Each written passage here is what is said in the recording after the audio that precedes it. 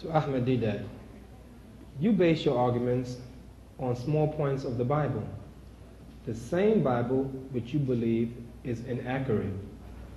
To me, this is a contradiction. Why do you do this? I do respect your religion, but this is a problem I can't understand. Mr. Chairman and brethren, you see, in every civilized nation on earth, people have disputes. And when these disputes go to court, the plaintiff, the complainant, he goes into the box, into the witness box, and he testifies. He puts forth his claim. And the opposing advocate, attorney, he cross-examines the witness.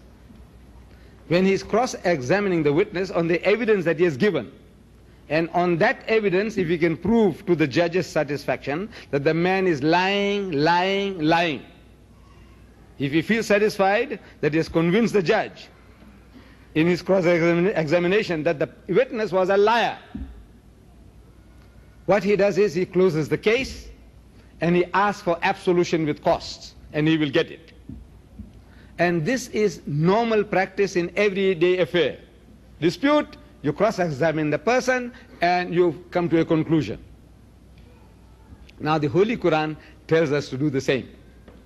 It says, وَقَالُوا, and they say, who, the Jews and the Christians, say, لَن يَدْخُلَ الْجَنَّةَ إِلَّا مَنْ كَانَ هُودًا أَوْ نَصَارَى, that you Muslims will never enter Jannah. There's no heaven for you. There's no salvation for you, except you become a Jew or except you become a Christian.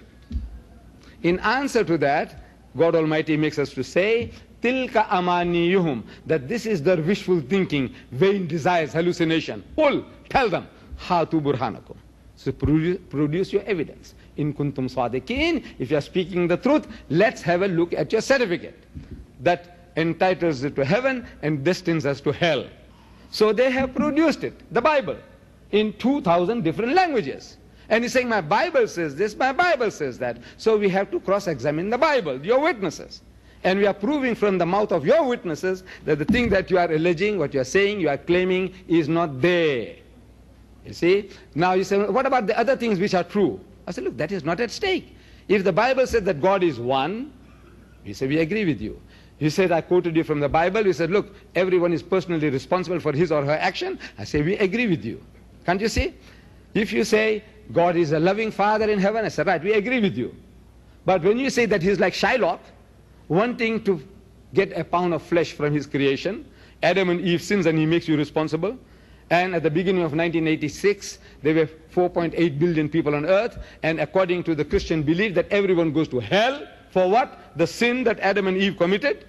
So I said, this is the most nonsensical idea, because Adam didn't ask me before eating the apple, nor did Eve ask my wife. How can God hold us responsible?